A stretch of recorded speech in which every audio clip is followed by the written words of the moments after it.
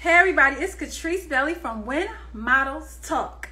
In order to check us out on different platforms, go to Spotify, Anchor. This is the podcast platforms. So Spotify, Anchor, Breaker, Google Podcasts, and so many other outlets. But definitely check out Spotify. That's been the easiest for me, as well as Anchor. Also, YouTube at Models Like Me. Go check out previous episodes of When Models Talk. And check out, just check us out. Oh, and also on Real K Belly, which is where I'm streaming from right now. Check me out on that particular platform as well. Hey, everybody who is tuning in. Awesome. Hey, it's a Prophet and Alamo Mora. I hope I'm saying that right. It's pretty. Mary Can Paint.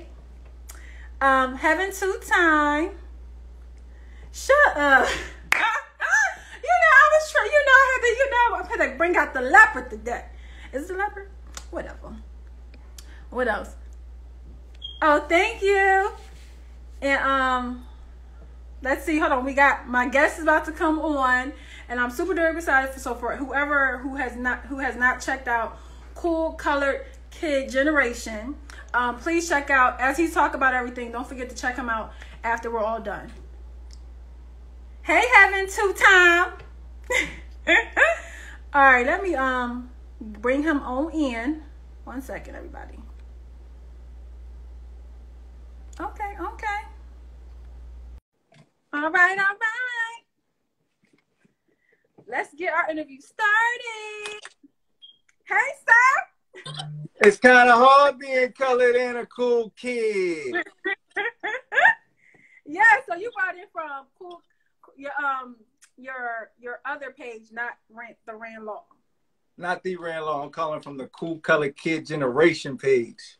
All right now. What's up, G.I. Jane? I see you in there.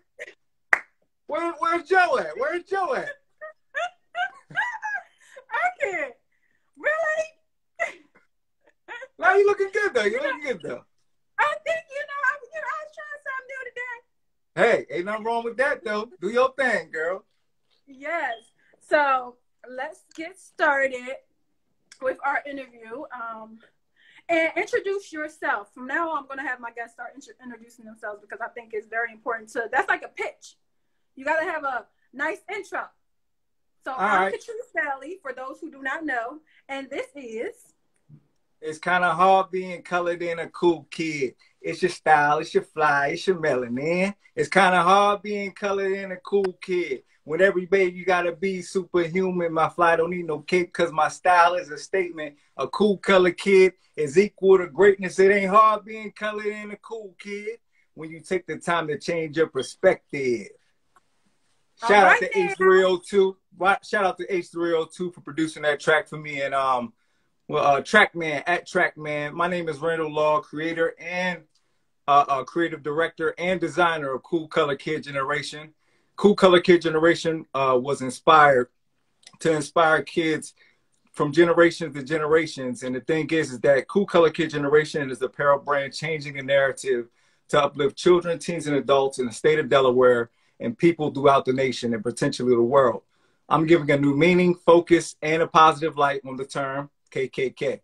Kool Kolored Kid Generation was inspired for all people in color, giving individuals the power to love themselves and allowing the kid inside of each one to shine while building a legacy and breaking barriers, which also serves as a reminder that you are cool and the colorful generation. All right now. That's a good intro. Yeah. You know, I try. Yeah, you know I practice in the mirror, in my sleep.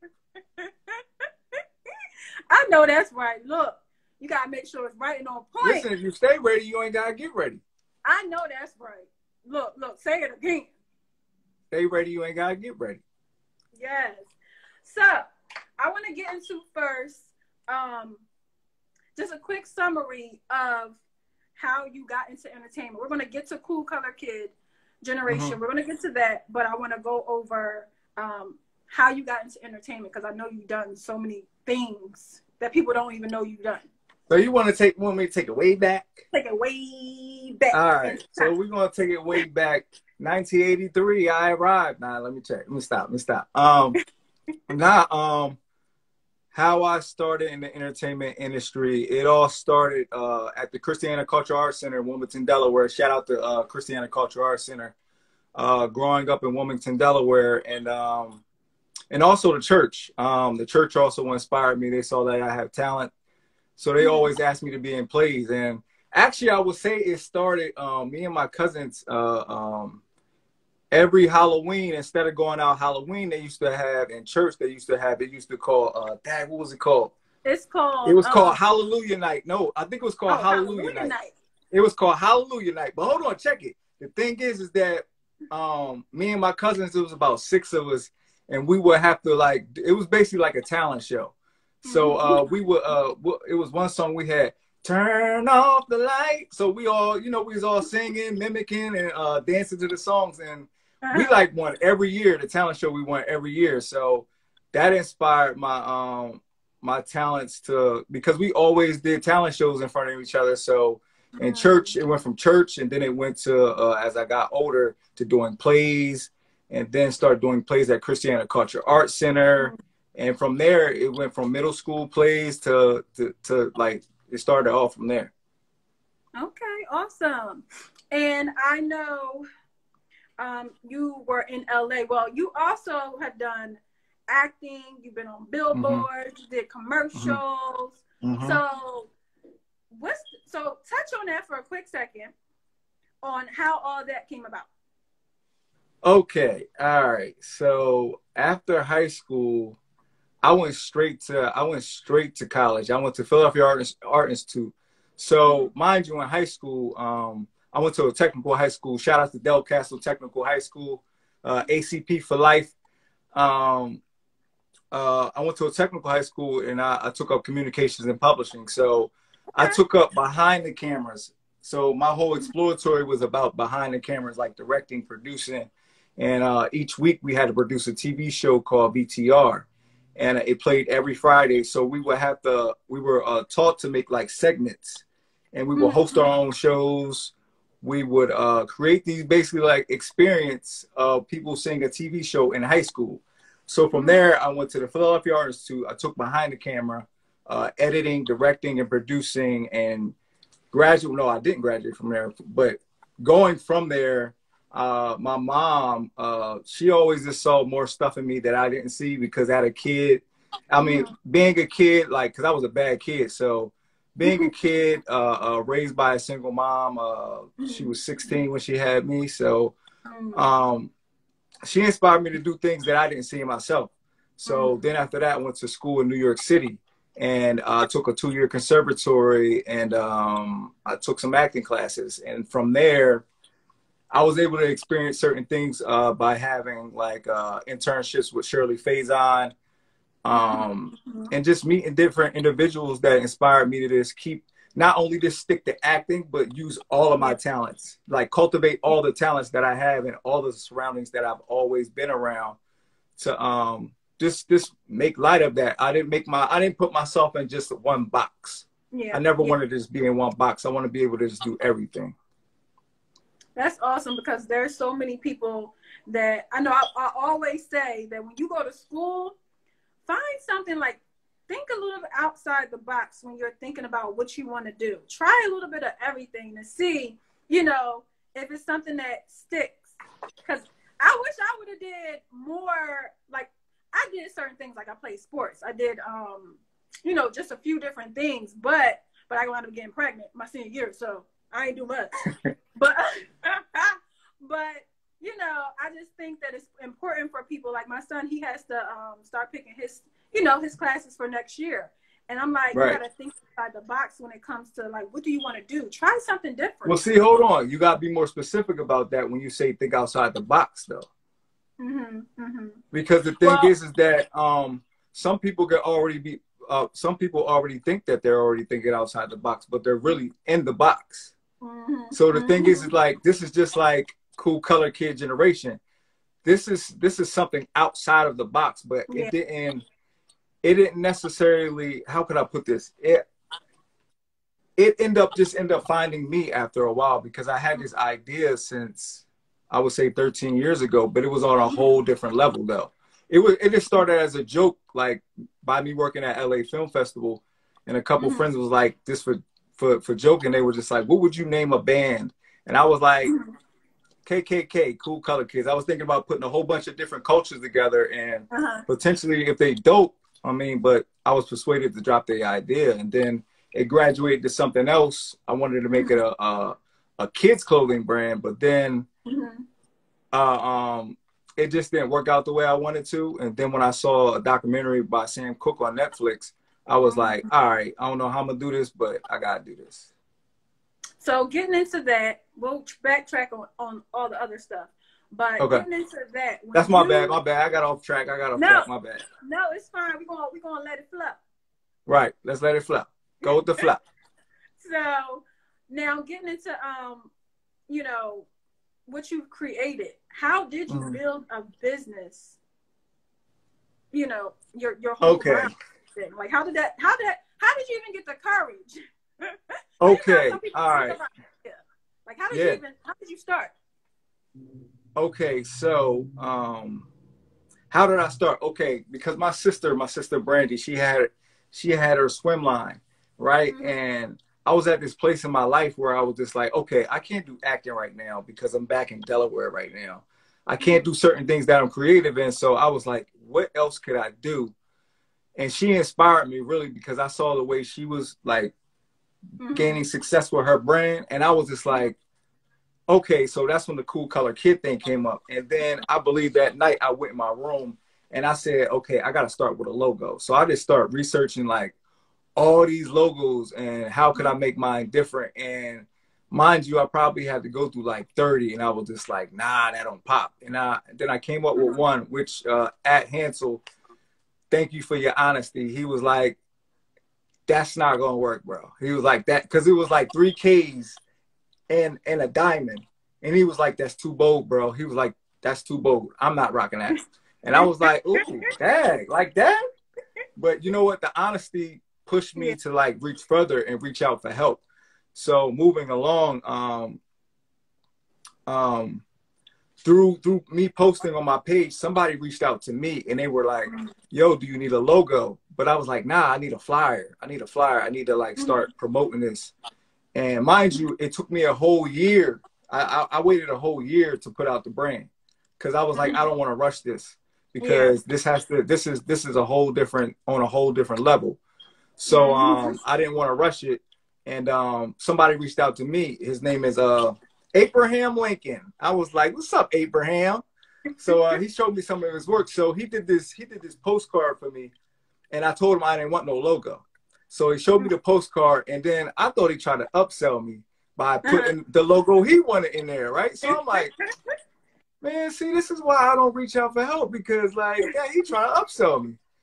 So then after a while, I just looked at the logo and I was like, I think this is it. So I asked a few friends, I was like, what do you think about this? And they was like, yo, that's clean. I asked my homie Ray Charles, and he was like, yo, that is clean. I was like, man, you can't even see. You talking about it's clean. But yeah, so okay, fast forward. I know I'm everywhere, but no, that's fine. So I took that was the only logo that I bought. I mean, all the other logos are mine, but this logo right here, Abraham Lincoln created it for me, and he just glued it all together. And then after that, I found out what is it called? It's called I took this course. It's in Wilmington, Delaware. It's called Launcher Program in Wilmington, Delaware. And I believe who was sponsoring it? Who was sponsored? Barclays. They were sponsoring it. So they were like, come out to this free seminar for a business course.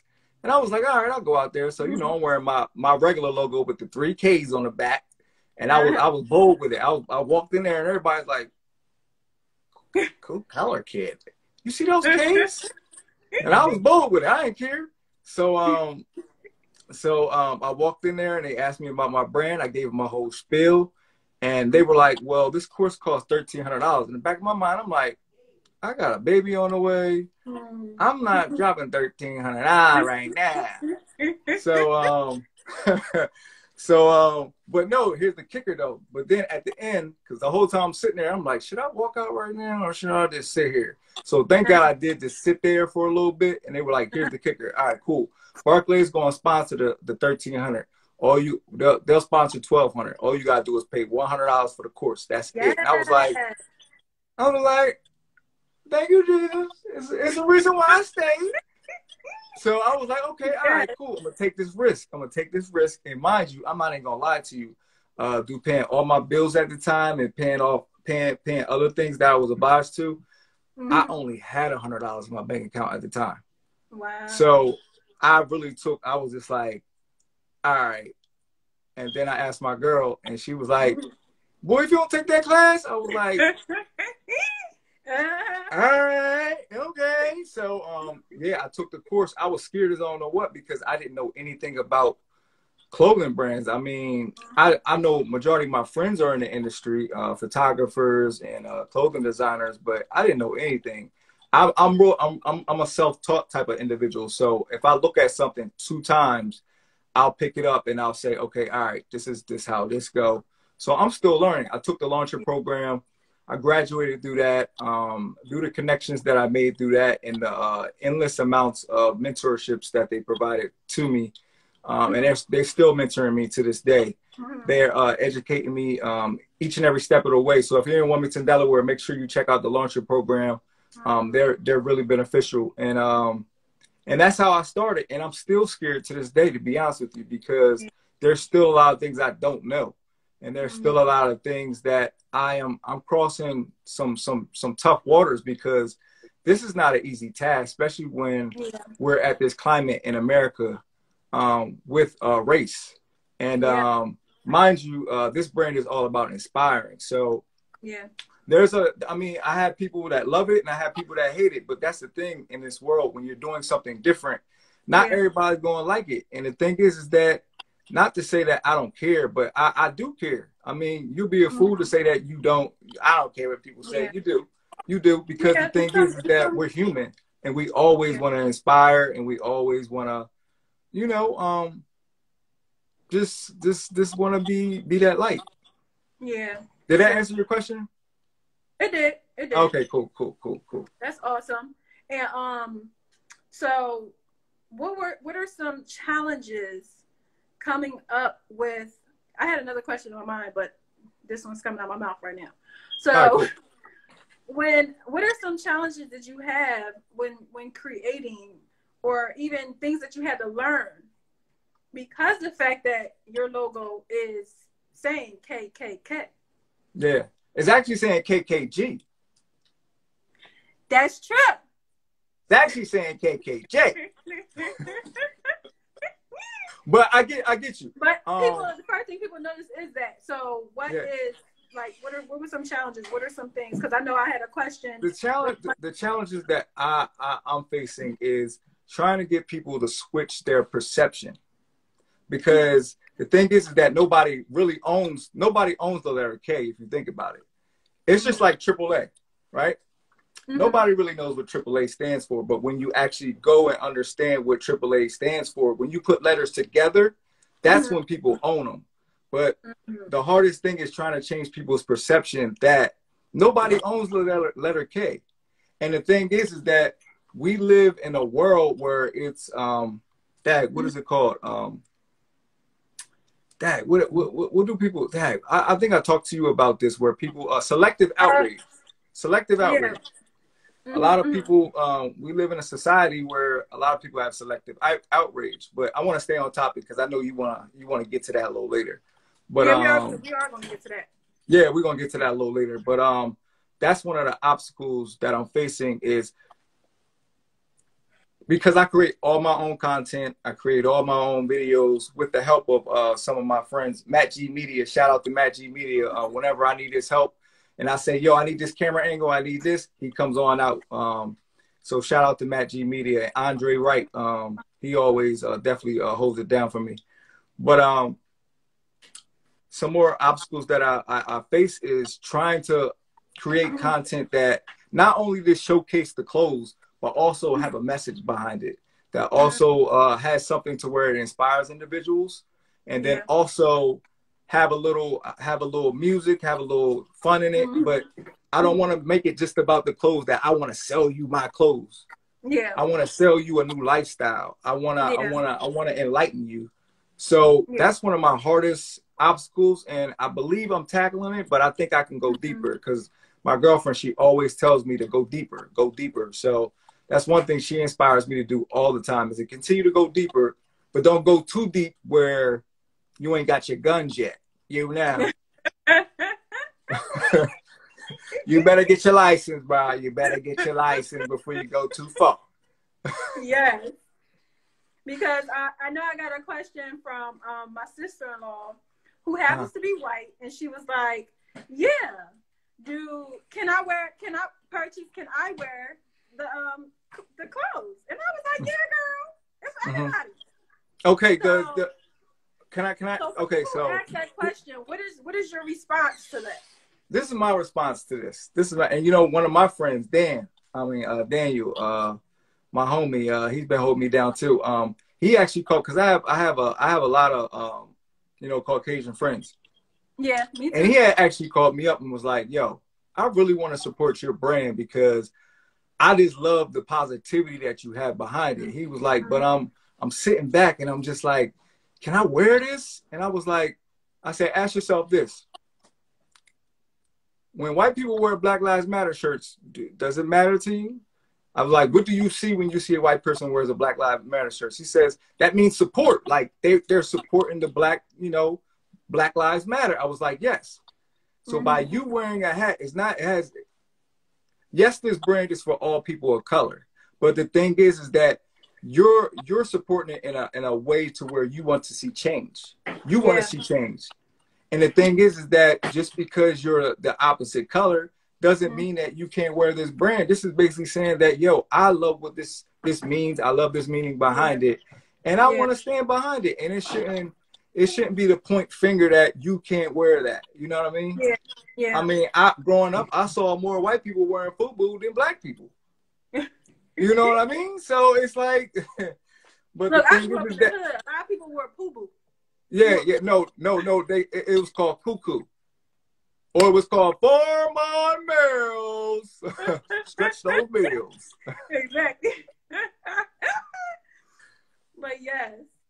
So that's good that you clarified that, because a lot of people may have that as a question, especially that are not Black and brown people. Hold on. I'm sorry.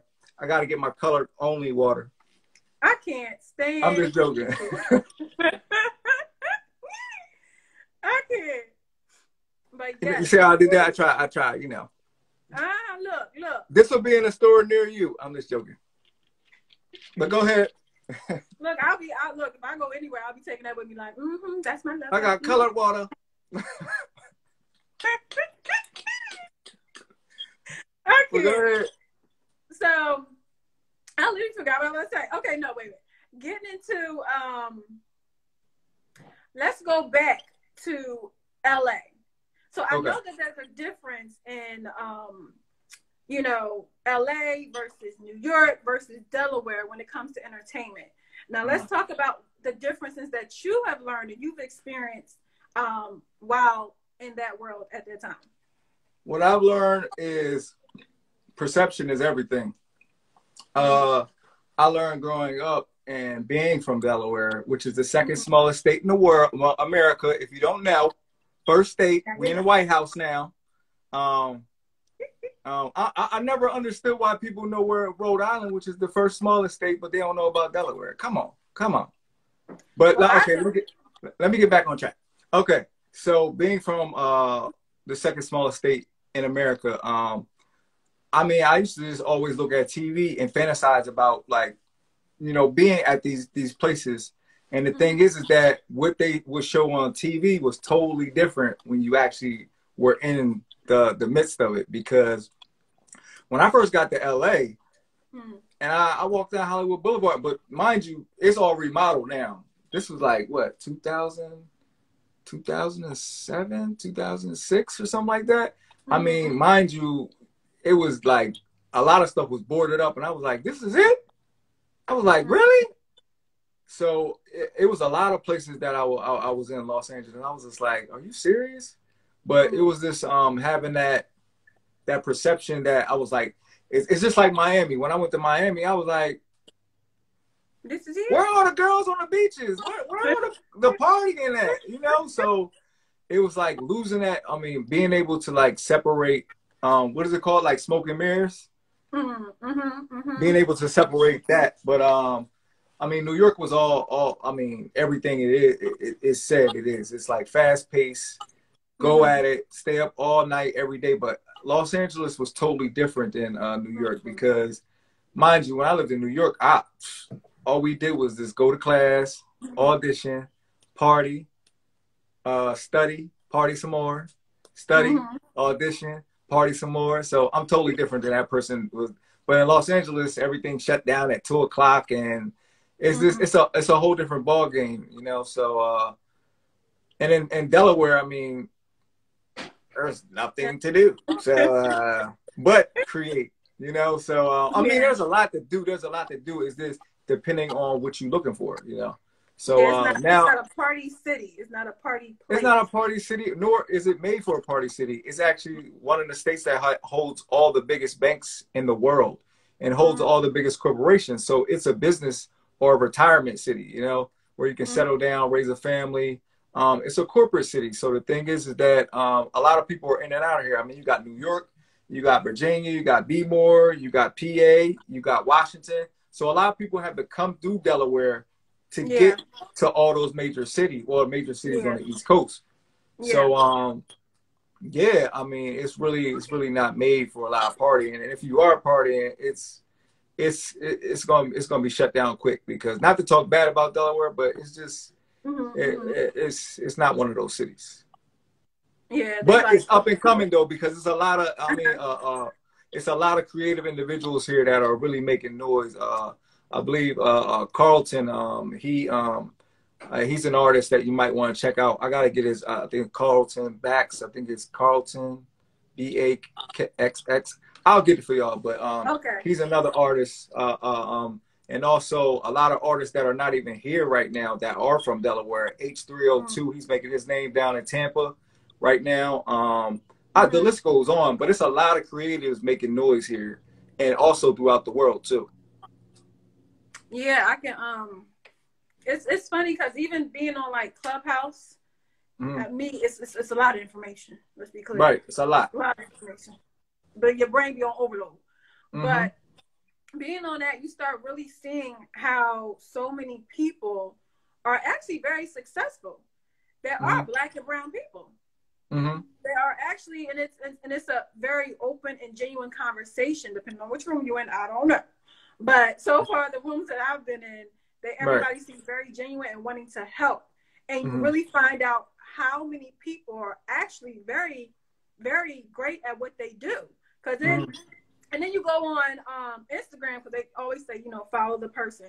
That's the people that are in the room, the moderators. And when you go on their Instagram, they barely have little followers, only a teeny tiny bit of followers. Right. And you're like, but wait a minute, you make bank.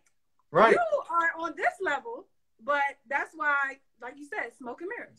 Right. When it comes to, you know, it's not always, you know, it's not always about the followers. And then half of the time, one of my mentors, he was like, majority of people buy their followers.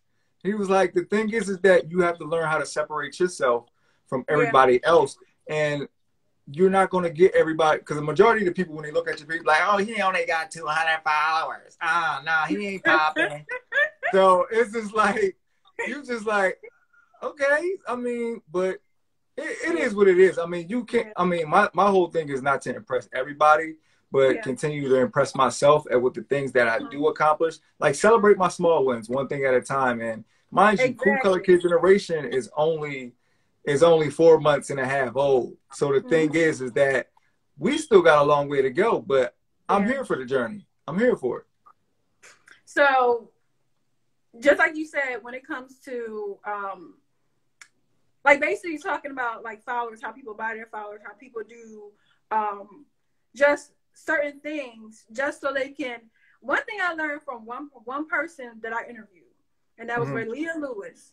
and she was basically telling me, like, because I was like, I don't have a lot of followers, and she was like, Catrice is not like, because she has a lot of followers, so she was saying it's really not all the time where people are looking at the fact that you have a follower. They might just like you being in their brand, the person that you are. So don't be too concerned about basically having hundreds of thousands of followers. And I was like, you know what, you're right. Because somebody could be like, you know what, I like her smile. I need her. I like her personality. I need her. This is true. And yeah, Shar, it's only been 5 months. But see, the thing is, it took a whole year. I didn't release the brand. I'm talking to Shar. Del Castle graduate. Yeah, it's only been 5 months, but it took a whole year for me to get to this point. And I didn't release it until a whole year because I didn't want to rush the process. And that's something you definitely don't want to do. And I keep telling people that because I had a conversation yesterday. And you don't need to rush something. When you feel like you're rushing to put something out, you got to actually take a minute to step back and say, why am I rushing? Why is this to the point where, like, I need to make sure it's right before I put out anything, especially if it has a meaning behind it. You know the reason why, though? Why? Because being a creative individual, it's just like that post you always want to post. You be like, oh, this picture is dope. I got to post this. I got to post it now. And you're like, wait till tomorrow.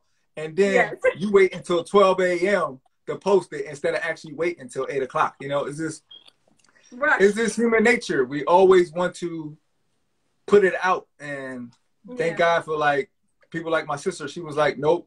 Because she told me, she was like, it's a lot of stuff you got to do behind the scenes. Like, get the business license, do this, had the money to do that. And I was just like, oh, she might be right. Yeah. It's a lot of work trying to create a brand. It's a lot of work trying to build a business.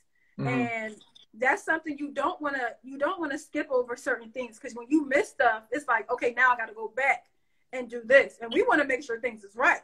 Right. And we want to be professional, because people of color, people are always they have this thing that we are not professional. We don't come with quality anything. So the thing is, that was my number one thing from the jump. I was like, this has to be quality. Everything has to be on and point. Like this back, I was like, I gotta get a professional background. I gotta get my studio lights going. I gotta be professional on all fronts, because the thing is that in order for us to continue to reach higher, we're only in competition with ourselves. But the thing is that we gotta level up. We gotta be on a whole nother level. I know it sometimes it can be a lot. It is. But the thing is that you were made for this, though. You got to believe you were made for this. And it's going to be a lot, because the thing is that just like me being a Christian, is like, just because I'm saved don't mean that life is not going to be hard. Yeah. You know? So it's just like, you got to keep pushing. Yeah. Trust me, I know. That's why I'm like, whew. Yeah. These past couple of days, Jesus. You got to do like Pastor May said. Breathe, stretch, shake, let it go. Okay. But now, right? So where can they go to, purchase your items as far as, your clothing? www.kool, Koolk, kid, KID, generation.com. And before I go any further, everybody that's viewing this live, I have a coupon code for everybody. It's Kool WMT 10% off, all caps. So that's cool. When models talk, Kool WMT 10% sign off. So it's cool. Huh? Do you know how to? I don't, to be honest with you. But hold on, can I type in this thing right here? Okay. I think you can put it in the comments. Let me do that right now. Kool WMT 10% off. Tell a friend to tell a friend. And that's that coupon, that discount code is to the end of Black History Month. So that's my gift to you guys. Boom. Yes, thank you. I received that blessing. Hallelujah. So, so now let's get into, okay, so you have made some amazing videos, and you said that you went to school for, which I want to say thank you for mine. You know I got you. You know I got you. So, and you said you went to school and you were behind the scenes doing a lot of stuff. So, how do you create such amazing, like, I'm still trying to figure out, like, how does this happen? Well, see, I pull from all of the creative experiences that I've had in my life, and I always just do my homework and do resources. I mean, look out to my resources. I penned it. Sorry, Randall. I penned it. No, that's all good. Sharon. That's Shar Odoms. Hey, Shar, girl, Shar. Sorry. But yes. Thanks. Yeah, Team Highs. Yeah, I just pull from all my resources. All of my videos, all of my camera work comes from my drone. I use my drone. I have another camera, and also my cell phone, my iPhone. Like, the thing is that I remember Ebony Adams, which is a wonderful actress and a friend of mine. I saw her post this video online. She's also a director too, out of California. And I saw her post this video, and I was like, "How'd you make that video?" She was like, "I did it with my cell phone." So that opened up my whole world, because my thing is that I used to have a lot of cameras, and then when I didn't have my cameras, I was like, what am I going to shoot with? And she was like, just use your cell phone. And I was like, you can use your cell phone? After she showed me that, I'm telling you, everything I shoot is with my cell phone. I just put different lenses on them, and I just use other resources. And Mr. Phillips, shout out to Mr. Phillips, teacher at William Penn High School, which is another good inspiration. He's always inspiring his students to, you have this tool in your hand, and you can do so much with it. If you could just put it down and stop playing video games, or stop, doing whatever else you want to do with it, this can become a great tool for you to not only build a business, but create things that can inspire people. It can do so. The cell phone can do so much. So the thing is that Andre Wright always tells me, it's not what you do with the camera. He said it's always majority about the person that's behind it, because you can have $1,000 camera, but if you can't make it look as creative as mine, then what do you have it for? Yeah. So true. I use my cell phone, I use my drone, and I use my my Insta360 camera, and I edit on my cell phone, I edit on my laptop, and I use other little apps to add little effects and different titles and things of that nature. So I try to just pull from all that, and I mean, I could tell you so much, but that's gonna be on a whole nother live, because you're gonna be like, yo, this is a lot of information, bro. My brain gonna be like, yeah, you're gonna be like, listen, this ain't Clubhouse, bro. This ain't Clubhouse. Yes. So, but that's good that you actually have, it's like you have a vision in your mind of how you want certain things, and you actually make it possible. Yeah, it's like I see small things. Like, if I'm looking at Animal Planet, I can get an idea just by looking at Animal Planet. I can get an idea by looking at a bus going by. It's like certain things I get ideas of. Like, one of my videos with it says Black Lives Matter. That was actually in Atlantic City, and I had went up there for a birthday, and I saw it. And then as soon as I saw it, it's like I have like these images come into my head, and I say, okay, I can shoot this, I can do that. And when I went up there with my lady, I told her, I was like, yo, listen, I'll be right back. I gotta go shoot this. I had all my cameras in the car, and I was like, I gotta go shoot this now.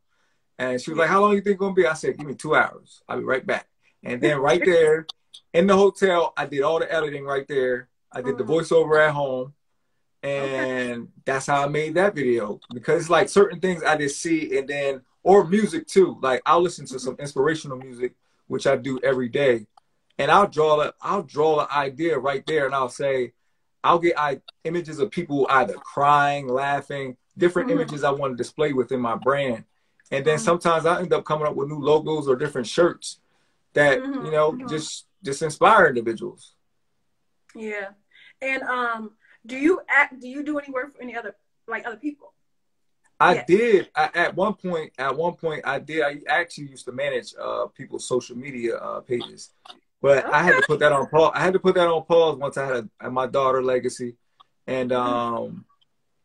and I had to put that on pause even for my brand, and then also learn how to slow down because Yeah. I'm always doing a lot already. So the thing is that to be managing other people's lives, I was just like, I gotta take a pause on that. I was like, because right now my 6-month-old is a lot. Yes, and she is. She Yeah, is. she's a lot. She's a lot. Yeah. It is. She's a lot.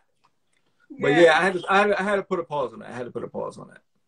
And I think it's very important for all of us that are very much so creators Mm-hmm. to definitely take time for ourselves Mm-hmm. and focus on our me time and us, bringing ourselves to be grounded, our personal time, because Right. it can become a lot, especially if you're doing so much for other people and then you have a business that you're trying to build and flourish. So Mm-hmm. so definitely me time, whether it's an hour, 2 hours, if Hours you can not take enough a for me. day. I need like a day. I need like a whole day to like really. I'm dead serious. But the thing is, the creator in me, it never stops though. Yeah, same. Because in the middle of the night, I'll wake up. In the middle of the night, I'll wake up and be like, "Oh, I gotta send out all these emails to all my subscribers on my website, so they can get this sale." Like after this, now I gotta make an email blast about the 10% off thing now, so I Yeah, can have other people. You know, is this? yeah, It's a never ending. You know, but this is what I signed up for though. yeah. I get it because my brain be on 1,000 all the time, and it's too much. And I'm I'm not. like, okay, I'm I just sorry. need I'm time to sorry. myself. Billion Brand. I'm not located in Jersey. I was just shooting in Atlantic City. I'm in Delaware, baby, the first state. Yes, that's all I'm saying. But we mail nationwide. Just letting you know. Yes, and so getting into talking about selective outrage. Mm-hmm. So when you said that, what particularly is now? I understand selective outrage, but what are you actually talking about when you're talking about selective outrage for people who don't understand what that is? Okay, so I had this conversation with my homeboy Anthony at Tone Bone Fitness. Mm-hmm. And selective outrage is that because I was receiving a lot of backlash from my people of color. So the thing is that we have the selective outrage. So I gave them this example. I was like, so I'm taking something that was negative and I'm changing it positive, right? Mm-hmm. So our oppressors at that time in history called us the N word, right? Mm-hmm. Mm-hmm. That was something to downgrade us, make us feel less than ourselves. Mm-hmm. But we changed that word and made it a word of endearment, right? Mm-hmm. So you took something that was negative towards us and changed it positive, right? Mm-hmm. Quote unquote positive, even though it was a word to um, oppress us and things of that nature.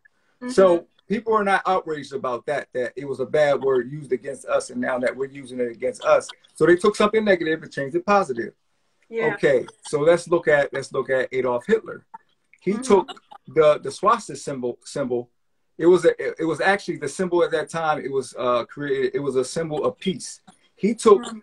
a positive symbol and changed it negative.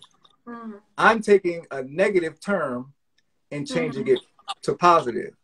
So a Mm-hmm. lot of people will be outraged that I'm taking something that is negative and changing it positive because it was, I guess, our oppressors' quote unquote acronym.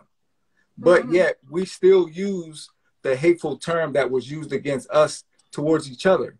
So Yeah. sometimes it baffles me that why are we not sitting around here calling each other brothers instead of, well, I mean, it's going to be hard to change that because I mean, I can attest, like growing up, I used to say it all the time, but now I'm learning to change it because it was a negative term and we got so used to hearing it that we just got comfortable saying it to each other. But you'll be mad if another culture say it to you, you know? You be And hot. so it's We ain't mad, it's be just hot. like I don't get it though. And I mean, so many people are so comfortable saying it now.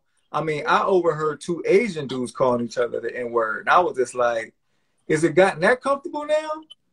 So it's like we have the selective outrage where we're mad at certain things, but when people are trying to do something towards positivity, especially uplifting people of color, it's just people are just like, I just can't see that on me. But you sitting here saying the N-word every day, so what's the difference? You know? So that's that's my whole definition of selective outrage. Yeah, and it's true of everything you actually said, because that was a word growing up. You know, growing up in an urban community, that's what you basically heard. That was how that was second nature. That's the Greek. That's how you do somebody. Now, don't get me wrong. I don't call myself ever really saying it. Right. And because it was just something about the word that I was like, I don't know about that. Right. But for a lot of people, that's how, even to this day, even when you have a conversation with people, they're just so used to saying it.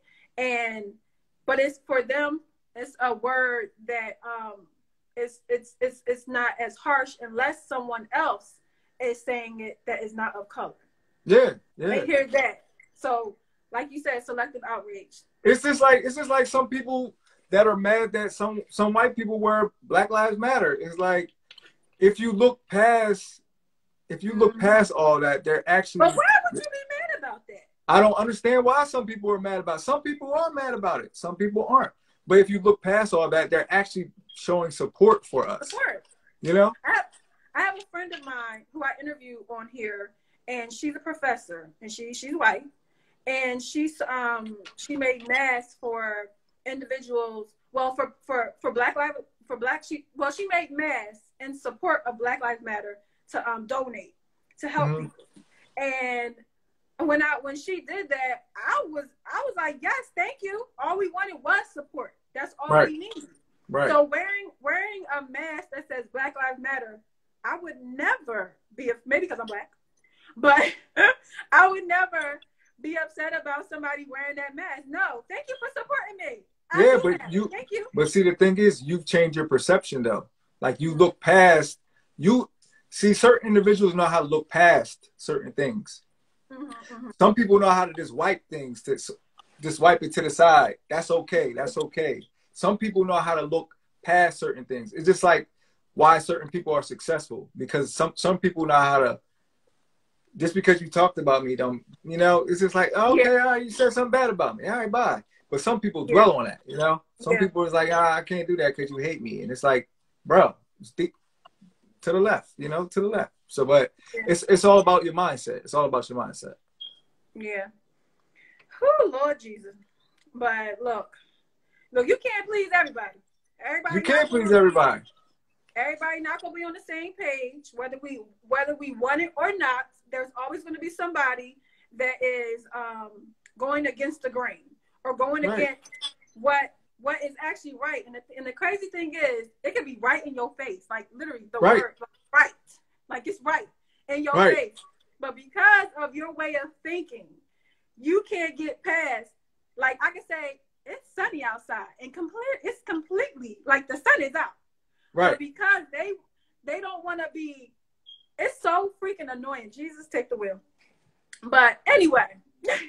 Yeah, I feel you. I mean, it's just a simple fact that we live in a world where, I mean, when you're pushing for something as positive as this, I mean, I don't see where, you know, the negative, where I just don't see certain things, and nor will I ever understand it. It's just the simple fact that when you can actually just look past the letters and actually see not only the videos that I create, but what focus I'm trying to move in on, and what direction, and change something. And the thing is that it's amazing how we preach about strive to be different. Yeah. Strive to think outside the box. Strive to own your own business. Strive to inspire your people. But yet, at most times when you do that, they're like, oh no, hold on. We ain't mean to inspire like that, bro. Yeah. We ain't mean to inspire like that. We ain't mean to think outside the box like that, man. So it's just like, if we're preaching all this stuff and we're telling our youth to strive to be different, support something different, you know, back behind something different, because the only way, I'm not going to be able to do this alone. I know that. Yeah. But the thing is that when we come together, we're going to be visible. Exactly. And it's only going to create change to the max. And that's what I want to do. I want to inspire to the max. Taking it to the max like TJ. And what do you think about, because I've made so during one of my episodes, I was talking about, me and a good friend, we were having a conversation about quality and when it comes to a brand. And I happened to say that your brand is very, very much so, is great quality. And I made a comment about the fact that, you know, when somebody's in their house and they've done bought some 4 mil shirts, the little cheap ones, and they want to go print some, but the ink ain't right and all kinds of stuff. And I got a comment that somebody was just not happy with what I said. And it was fine, because at the end of the day, I clarified with that person what I meant, because I think when it comes to having a brand, you, just like you said, in people's mind, they think that when a person of color is coming out with something, it's not great quality. It's not on point in a sense. So can I stop you for a second? Go ahead. No. Can I? Go ahead, yeah. Okay, all right. So check this, right? I'm gonna lay this down real quick. I was watching this documentary, and I'm always looking for ways to learn, right? Because I'm a big nerd. So I was watching this documentary, right? And this black individual came in the town, and it was 2 gas stations that were right across the street from each other, right? I know. So what you're talking about, but go ahead. You know, but yeah. So he went in because he was looking for some ice. So he went in and bought this ice, and you know, he looked at it, you know, and then he placed it and he put it back in the freezer. He went right across the street to the white man's gas station, looked at it, it looked the same. So he bought that bag of ice. So the gentleman that was at the black station, he said, "Sir, I want to ask you this question. Why didn't you buy the black person's ice?" He was like, "Because the white ice looked it rounder or something like that." But mind you, they both had the same ice from the same vendor. You know what I mean?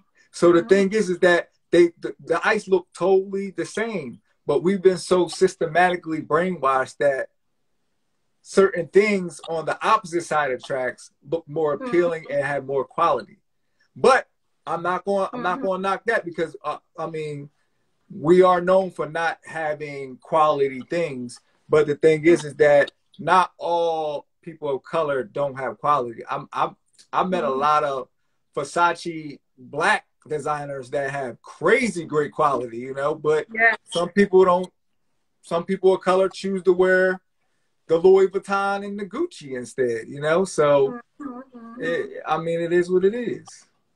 Yeah, I was just pointing out the fact that excuse me, if you're going to come out with something, just like when it comes to, it's your brand.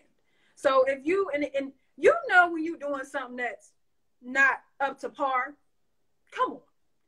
Well, see, the thing is that some people don't know that it's up to par, though, because some people are either not, some people are not honest with them, or some people are so stuck in their ways that they're always quick to say, "Who are you to tell me? This is my brand." You don't, you know. So we are sometimes our people of color, we have a defense mechanism of, you can't tell me what to do, or oh, you hating, or whatever. You know, it's the mindset. So it's all about changing it. But I'm blessed to have people around me, and I mean, I've actually had the clothes shipped to me first before I actually. So I tried on different shirts, different hats, and I was just like, I don't want that hat. I don't want that jacket. I don't, mind you, I tried on everything that I have on my website. So not the women's clothes, but and the kids' clothes. But I felt the kids' clothes. I felt the females' clothing and stuff like that. So it's not just me buying a whole bunch of stuff and being like, all right, here, take it. No, I actually wear it. I actually, every single day, I'm like, not every single day, but I'm wearing the brand that you're purchasing as well. And Shar said lack of education on what it is they have. Yeah. A lot of people will see a brand or get inspired by somebody else's success or ideas, and they'll do it their way, but they won't do the homework. Exactly. And that's what I was trying to say. Like, do your homework. Know what kind of ink you're supposed to have. Right. Know what kind of, the correct shirt to use, that if it gets washed, it doesn't do a particular thing, maybe shrink, or it does certain things. I look. Well, see, you know what? I'm trying to create a video where I can tell people how to actually wash these shirts, because I actually wash all my shirts in cold water, and they don't. And some people will wash their shirt in hot water and be like, it shrunk on our first try. And I'm like, well, you put it in hot water. You put it in hot water. Put it in cold. I want my money back. I'm like, I'll just send you another one. But yeah, it's and at the end of the day, you can't satisfy everybody. You can't. But it is what it is. It is what it is. But yes, real quick, I wanted to touch on one last thing, and that was when it comes to relinquishing control and in entertainment, meaning when God is trying to tell you something, or trying to help you in a way, and you actually listening. Not saying I'm gonna do it all by myself, but I'm actually going to listen to the steps that God is trying to give me in the process of creating and building my brand. So, do you understand what I'm saying? Nah. Okay. Speak English. So, but literally, what I'm trying to say is, we had a conversation, and you were saying, in building your brand, let me go back to that particular page. You were talking about when it comes to building your brand. One second. Because I want to get it right. Okay, so basically being okay with letting go. So when watching, wait a minute.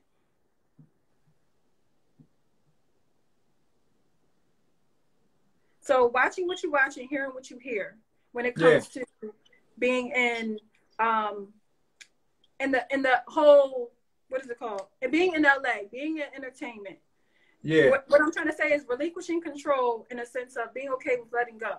So if it's something that you're going out for, whether it's a gig, because of course you did acting and you did modeling too. Right. So, because I want to talk to the models for a second about when it comes to getting a job, booking a job, or even, trying to, flourish in your career. So when it comes to something that is not for you, maybe you're being asked to do something that's against your morals, or being asked you get what I'm saying? Know what? The crazy thing is that control of I have to do this and that. Yeah. I mean, I've struggled with those too, especially being in the modeling industry. And there's just some things I wasn't down to do, because I know that I have a calling on my life. And the thing is that I know everything that God has in me is much bigger than what I could ever think of. So I mean, they would even try to trick me with, they'd be like, all right, cool, we want you to be in these clothes, come back for the second audition, blah, blah, blah. But how you feel about wearing some underwear? And I'd be like, just my underwear? And I'd be like, nah, I'm here for the clothes. No, but then they would get you with, so how do you look at underwear? How's your legs look? How's your abs look? I'm just like, hold on, what all this, what's going on? So it's certain things that you gotta be, and then when they throw certain dollars at you, sometimes you be like, nah, won't do it. And not that it's a low number, or it's just like, I always think about my future self. And then I also think about when I didn't have kids, my kids, I was like, I've been told that I'm a handsome guy. So the thing is that I don't want to just be known for my looks. The thing is that I want to be known for my brain and what I stand for, and my morals and my values. And not to say that I don't have my flaws, but I'm just saying, though, it's just like certain things I'll just take a look at and I'll just be like, nah, I can't do that. I can't do that. Because I've seen some things and I've heard some stories about the inside of the deep walls of Hollywood and things like that. And sometimes it will make you take a step back and say, why am I doing this? Because I've had some friends that that are well known, but then you'll ask yourself, like, where did they go? Why they fall off? Because they didn't want to take that extra door. And the thing is that there's certain things that certain people won't do. And not saying that it happens to all people, but it happens to quite a few. And you're brushed with some things whether you want to do this, or can you live with this for the rest of your life? So there's just certain things that, I mean, be mindful of, because yes, we live in a culture where fame is so, people are so fame hungry, but the thing is that they don't know what goes along with that. And mind you, it looks glamorized, but you got to be able to take care of your mind, body, and spirit, because the thing is that if you can't take care of this, and that means like eating healthy, you know, watching what goes on, watch what you see, watch what you hear, watch what you talk about, because all that stuff ends up affecting you, because life and death is in the power of the tongue. You know? Absolutely. And just like you said, we're taking the blinders off too. And I mean, actually seeing what's there, because when I say I was doing my research when it comes to, you know, modeling and everything else, and reading different articles and learning more, if I would have read that stuff before I started modeling, I would have been like, bye, Felicia. I ain't doing all that. What are we doing that for? Because it's so much to it that people think that, oh, I want to be a model, and it's just it's the glamorous and everything else. It's work behind it. And on top of that, there's sometimes you get in rooms and in situations that you like, what in the world? And how did I get You're not prepared for it. Yeah. You're not prepared for it. And depending on, and I tell everybody this all the time, there's this, and you don't know how you're going to react to being in that particular type of room or in that particular type of situation, because that little boy or that little girl might show up at that moment and don't know how to be in that environment. Right. It's just like those things where you see a movie and you be like, I would have ran out the door. I would have shot him.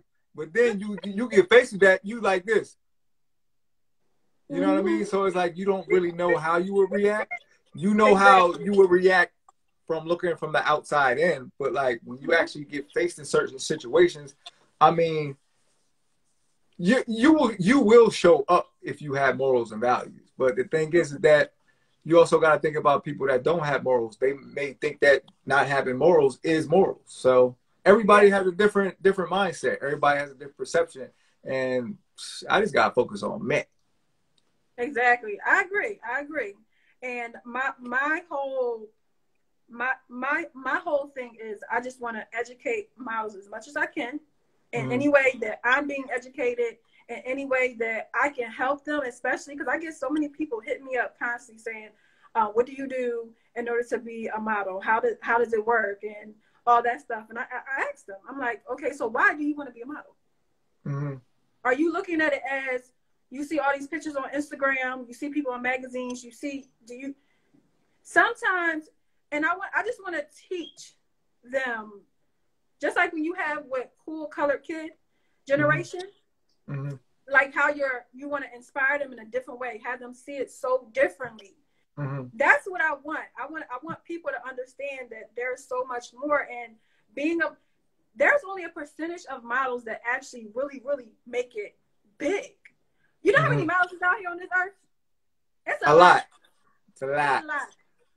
So when you just like you said, when it comes to celebrating even your small wins, your big wins, whatever it is, that's something that we gotta constantly do. Like when you create another video, that's a small win. Let's celebrate. Right. When you come up with another logo, or not another logo, but another T-shirt or something that goes on the shirts or the clothing, Right. That's another small win. Small So win, we have yeah. to remember to, me doing this live, even though I was extremely tired earlier, and I think it was maybe the weather. I don't know, but that's another small win. Right, because you pushed through it. I still haven't gotten any sleep. Because you crazy. I had to get my sleep. Y'all been on here like, Patrice, why you falling asleep on him? Yeah, I'm still on 0. I can't. Yeah. But yes, I want. Is there anything else that you want to let anybody know pertaining to who you are or your business before we go?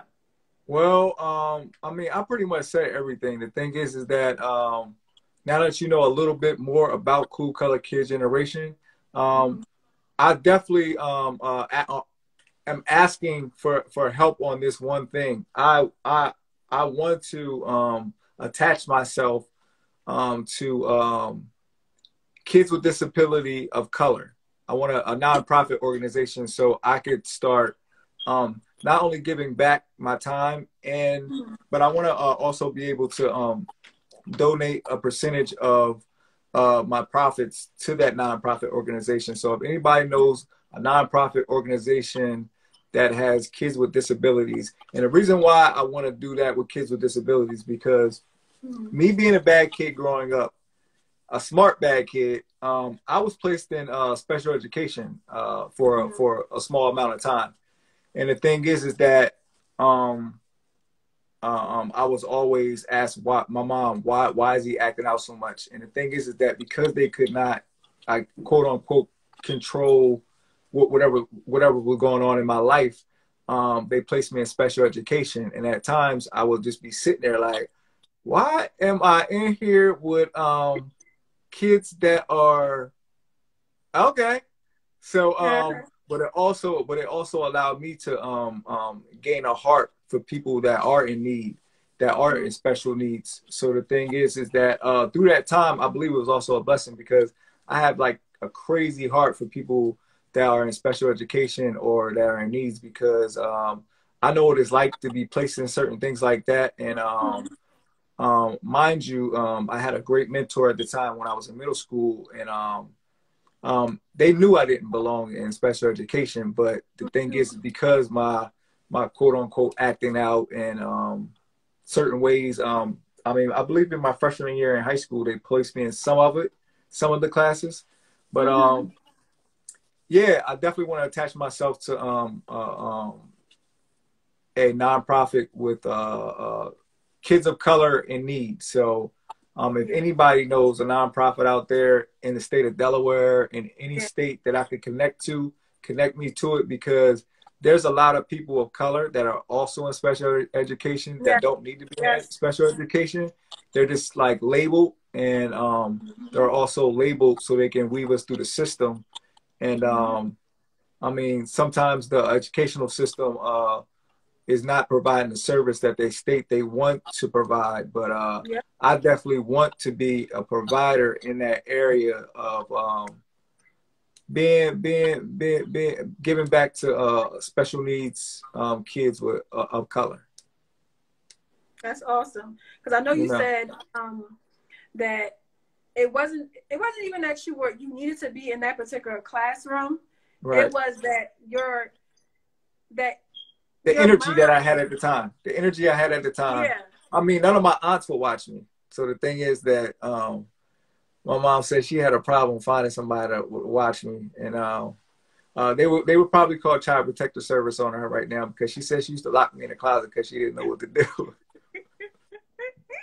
Tell my mom said. Yeah, but other than that, don't tell nobody. You ain't heard that from me.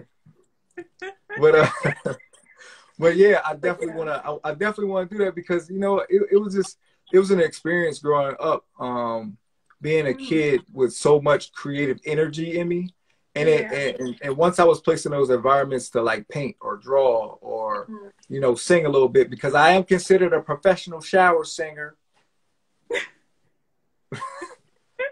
But but yeah, I definitely want to be able to connect with a nonprofit for people, kids with disabilities and special education students of color. So, okay, definition: people of color are Black, Asian, Mexican, Indian, Native American, things of that nature. Black and brown. Black and brown, high yellow, all that. All right, well, I want to thank you so much, Randall Law. Thank you, Miss Bailey. I appreciate you.